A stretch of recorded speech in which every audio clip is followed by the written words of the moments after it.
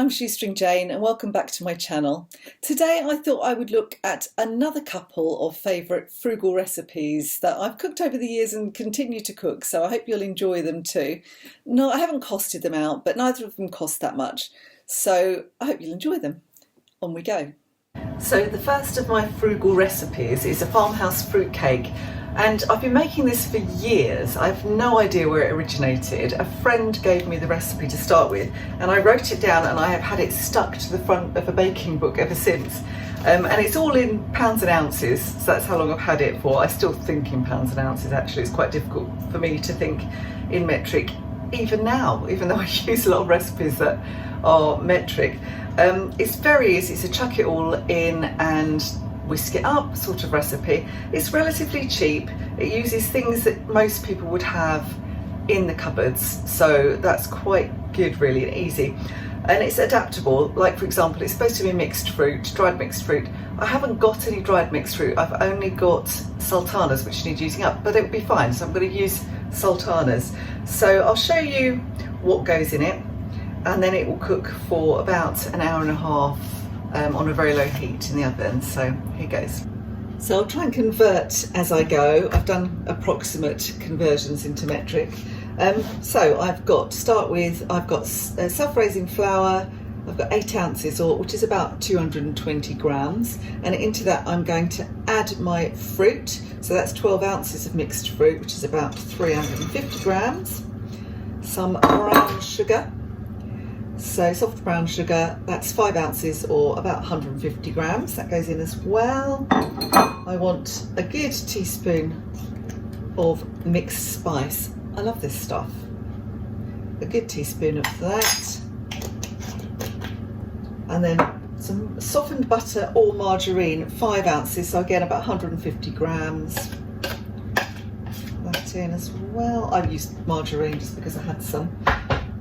I guess butter is less processed product. And then some eggs, 2 eggs, beaten up, go in as well. And 4 fluid ounces of milk, which is about 110 millilitres. Now my recipe says that you can sprinkle demerara sugar on top of this to give it a bit of a crunch. It's not something I'd buy because I wouldn't use it, so I don't want to buy stuff that will sit in the cupboard and not be great. And then you literally just whisk it up, so I'll stop talking.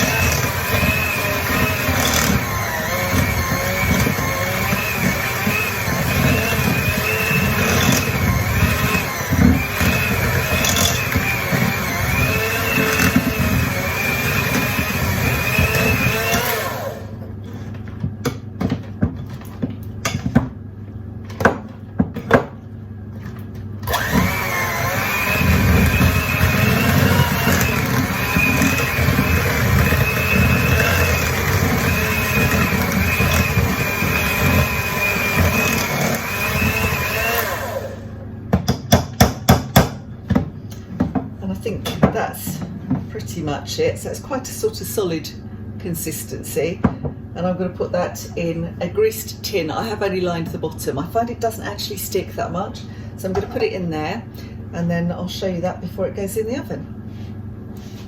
How much easier is it to have one of these hand whisks or a food processor of some sort? Can you imagine having to do this by hand? I already feel like my biceps have had a workout just from doing it with my mixer, my hand mixer. They do make life a lot easier, don't they?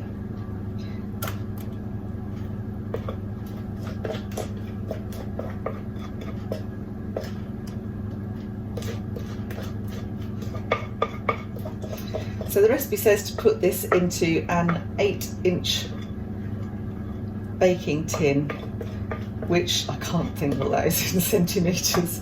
So, but it's about, you know, it's about the size of my hand. Smooth it all down.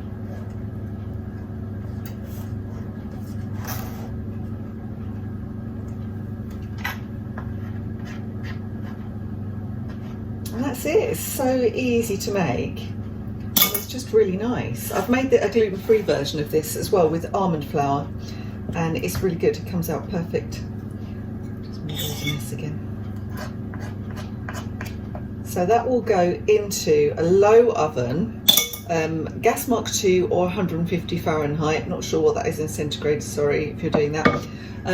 The recipe, again, it says 1 3/4 to 2 hours. I find my fan oven 1.5 hours is fine, but obviously do the trick where you stick your skewer in to see if it's done. Here we go now, stick that in the oven. And here's one more look at my recipe. You can see how well used it is by all the splatters that have gone on it. There it goes. I'll put the rest, I'll write it down in the description box. So my next recipe is a main course, vegetarian, really easy and family friendly, and it's from this very old vegetarian cookery book called Health Food Cookery by Marguerite Patton. And it's just, there are lots of nice recipes in this one, but this one is one that I've come back to time and again, and it's, I mean, gosh, can't even, this is from the 70s, I think. But it's a good way of getting vegetables into your kids if they don't really like vegetables, because you can kind of hide things, and most kids like pasta, don't they, and spaghetti. So I'll just show you how well used this recipe is. Again, you can tell when I like a recipe because it gets covered in splat. This one's even got this one written by it, so clearly it was one that I needed to do. And I'll show you what it's got in it, but it's all things that you would have in the house. I do slightly adapt this depending on what I've got, because I think that's what you have to do when you're a frugal cook. You can look at recipes and think, well, I can use that instead of that. So in this case, I'm using tinned tomatoes instead of fresh tomatoes, and I've done that before. It doesn't make an awful lot of difference. Anyway, let's show you. So here's my very old bashed up recipe book, Health Food Cookery by Marguerite Patton, and this is what I'm going to put in it. So I do adapt recipes a little bit depending on what we've got in the house. I don't eat onions. If you've watched any of my foodie vlogs before, you'll know that I use celery instead, and something called hing powder, asafoetida powder, which you can just pick up on Amazon or other places. So I'm using that just to give it a bit of crunch. It does add a slightly different flavour, but I quite like the taste of celery, so that's not an issue. But otherwise you'd use 2 big onions, a clove of garlic, a couple of carrots. There's about 4 ounces of mushrooms in old money. Some cheese, again about 6 ounces of cheese in old money, a can of chopped tomatoes. I should use fresh tomatoes. For fresh tomatoes, I don't have any fresh tomatoes, so I will make do with chopped tomatoes, and that they're fine. The canned tomatoes in this are absolutely fine. It should have fresh sage and fresh parsley, but again I don't have those, so dried mixed herbs is fine. And then spaghetti. So the recipe asks for wholemeal spaghetti. I'm not a big fan of wholemeal pasta, so I'm using plain white and some seasoning, of course. And then some white wine that I've got in the fridge that I didn't like this particular bottle of white wine, so I've kept it for cooking, so this is ideal. So off we go. I've got my spaghetti on, and that's cooking, and I've got my vegetables in here. So I've got celery, garlic and mushrooms in here, just in a bit of oil. So I've been frying those up for about 5 minutes. Going to add 2 teaspoons of hing powder, because I usually do a kind of level teaspoon per onion that I'm replacing. Obviously you don't need to do that if you're using onions. Mix that in. And then I've got my 2 carrots which I've grated. Add those. You can add other stuff, so a bit of chilli would be nice in this. Some chopped peppers would be good. You can add other things, other vegetables. Just stir that in. Turn it down a bit. The carrots don't need much cooking because they're grated, obviously. If you were using fresh herbs, you would add them a bit later, but because I'm using dried, I'm going to add them now. So maybe a couple of, maybe 1.5. Don't want to overdo it, the herbiness. And again, if you were using fresh tomatoes, you would have put them in with the onions and mushrooms as well, but because I'm using tinned, I shall add those now.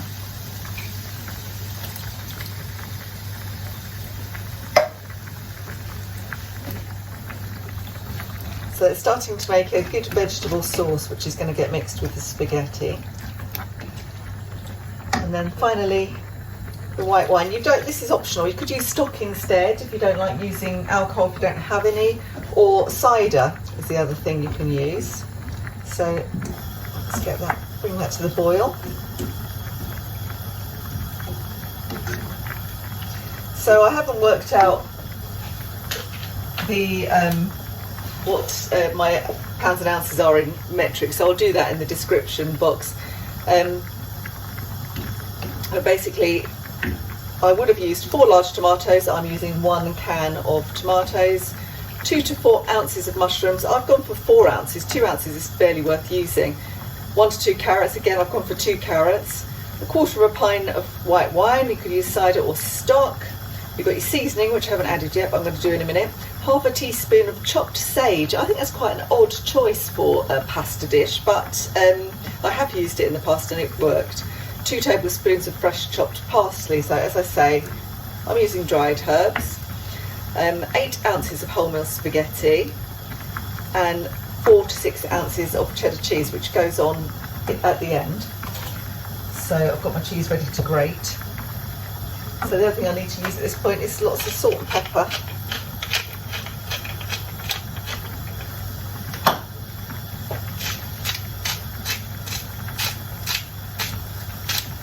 You wouldn't need as much seasoning if you're using stock, obviously. So I just leave that to simmer for a bit now, and then I'll mix it all together. So I've mixed all of the vegetables in with the spaghetti, and the last thing you would do before you serve it is to pile your cheese on top. It has quite a lot of cheese on it, which I like. I love it when it's all mixed in. And you could add a bit of parmesan or something as well on top of this. Just spreading the cheese around, and it kind of melts itself whilst you're serving up, and that's nice with a green salad. So that's cheesy spaghetti casserole. So the fruitcake is out of the oven and steaming, and I'm really looking forward to eating a piece of that with a cup of tea in a minute. And we have our spaghetti cheese casserole for our dinner, and then just fruitcake to have for pudding or just in the week when we want a snack. So 2 frugal meals, spaghetti cheese casserole and farmhouse fruitcake. So that was my spaghetti cheese casserole by Margaret Patton, and a farmhouse fruitcake, which is a family favourite, but as I said before, I can't credit anybody with that, but it's a great fruitcake recipe, and I'll put a link to my blog where the recipe is featured below.